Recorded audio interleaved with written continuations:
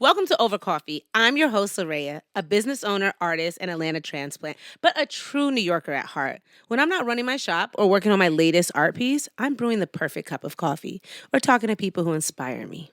Yeah, I don't feel like being Puerto Rican. You can hide me. I've never met a Puerto Rican who didn't tell you that they were Puerto Rican. You know, like we're very proud of who we are. This is the question. So, not just the proud, but I feel like what happens is all of the culture, the Blackness in it. Okay, you get what I'm saying? So because for it's me, like, I'll tell you this. Like when I was growing up and I used to watch my grandma sew quinceañera dresses, I knew I wanted to be a fashion designer. That was the goal. I'm going to be a fashion designer.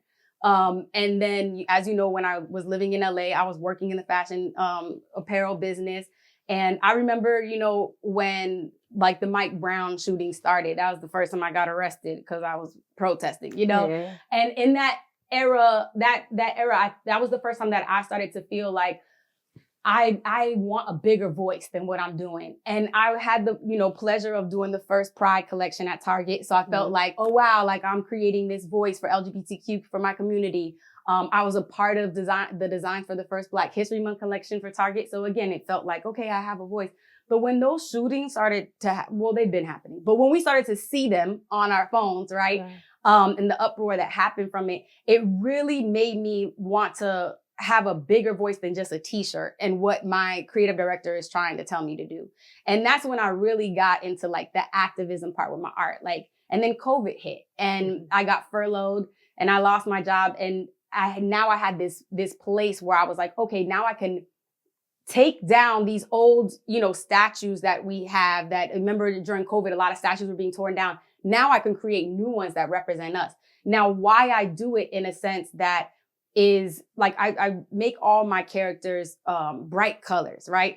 Because I feel like we do live in a society where we're so focused on what your skin color is that we're not focused on how your soul shines and our similarities, right? So I want the viewer to look at my character and maybe you see a girl with braids in her hair and big bamboo earrings and a nameplate, and you could be Black and you could look at it and be like, oh, that's me. Like, she looks like me. I represent with that. But then also a Puerto Rican girl or another Latin girl can look at it and be like, that's me.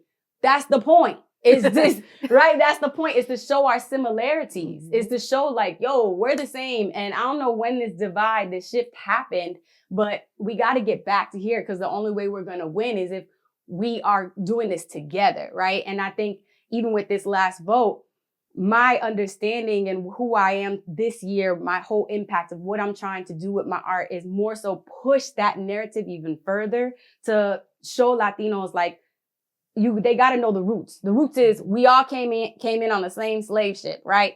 First, they got sprinkled off in the Caribbean. You know, that was the testing grounds. Exactly. And then we became slaves in the sugarcane fields. Then it went to America and they were slaves in the cotton fields, you know, but we all came from this same rooted history. And I think that not enough Latinos as a whole know this and understand this and see it. And I think what's beautiful about art is some people don't read things shit. I don't like to read stuff a lot. I'm a very visual person, you know, like I love watching films and movies and stuff more than I'm into like reading a book. I love listening to podcasts. Like I like the visual.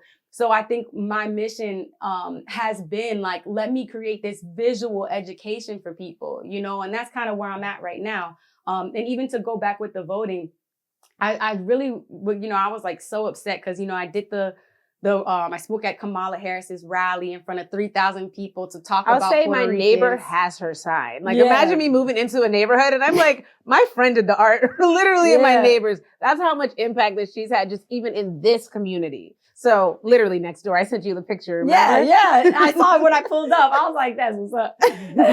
But, you know, I feel like with the voting, like, I think that the reason why a lot of Latinos voted, you know, on the other side is because you got to remember, it was just recently that we were even on like what your identity is. It was Black, white, other, right? Mm-hmm. So we just recently had an option to, it's like Hispanic, or sometimes it says Latinx or Latino or whatever. But that's new, right? So when I think about my grandma, or I think about like our you know, ancestors coming here as immigrants, I feel like they looked at it, they said Black, white, other.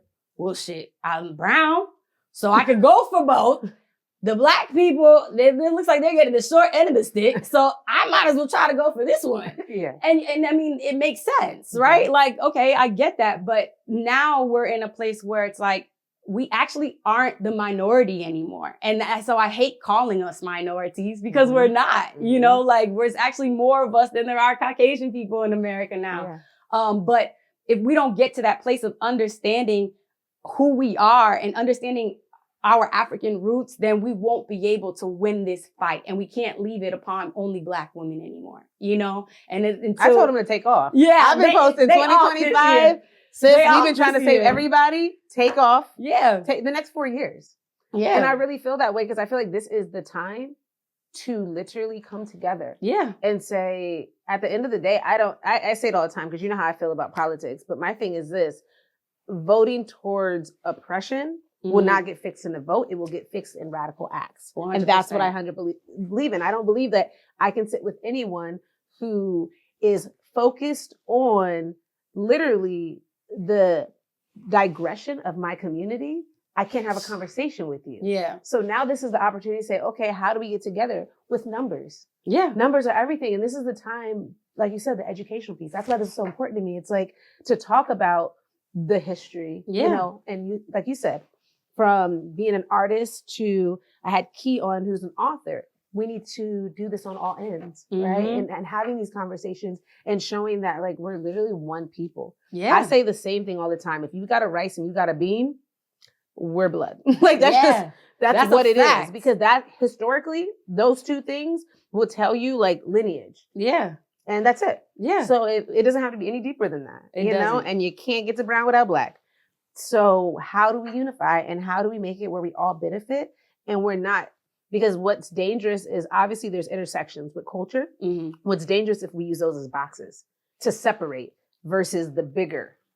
Which again, that goes back to unlearning, right? Because I think that isn't, I don't think that we just came up with that, right? Yeah. Like when I think about the stories that my parents tell me about the Bronx, you know, back in the 70s and, you know, the 80s and stuff. And when hip hop started, again, hip hop was started, do the history, hip hop was started by Black people, Jamaicans, and Puerto Ricans. No other Latinos, specifically just Puerto Ricans. We were a part of that. Because those are Black people who speak Spanish. Exactly. That's what it is. That's what it is. So I think that like, it's time for us to remember like how close we were to the Black community because we shared these same struggles. And now it's time to like get back rooted into where we once were. And I don't know where it got lost, but at some point it got lost. Yeah. And I think that that's kind of my mission this year is like to have more conversations like this with both the Black community and the Latin community, especially specifically the Caribbean Latino community, you know, and making sure that we have these conversations that we can all come together once again like we did and create beautiful things like how the Black Panthers had that movement and the Young Lords came right behind them and we had revolutionary things that are still in place today, right? Hip hop. We changed the world with hip hop and it was us. So that was the thing. That's what made it. But the thing is, the reason why is because it was 100% the essence of us, period. And I really think that's where the change is. We cannot change anything until we get connected to the essence of us. Yeah. Of who we are and our root, like without anything else involved. Thank you for listening to this episode of Ovah Coffee. Follow, like, and subscribe for more episodes.